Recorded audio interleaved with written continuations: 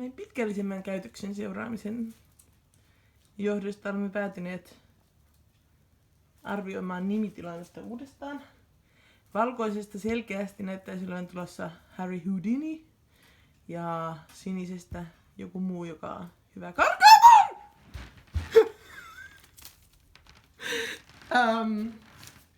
Jos Pete selviää tuosta, niin minä nimeän hänet virallisesti tuoksi John Sheridaniksi, joka on siis ton Babylon 5 päällikkö. Jep. Katsomme tilannetta.